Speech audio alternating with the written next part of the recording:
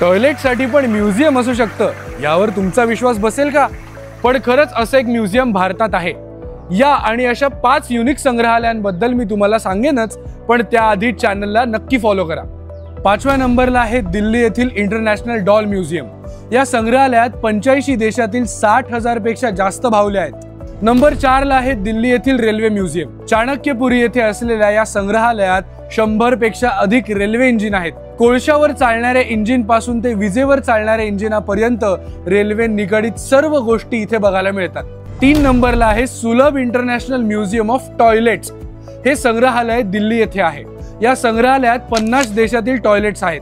3000 इसवी सन पूर्व ते 20व्या शतकापर्यंतचे टॉयलेट्स तुम्हाला इथे बघायला मिळतील।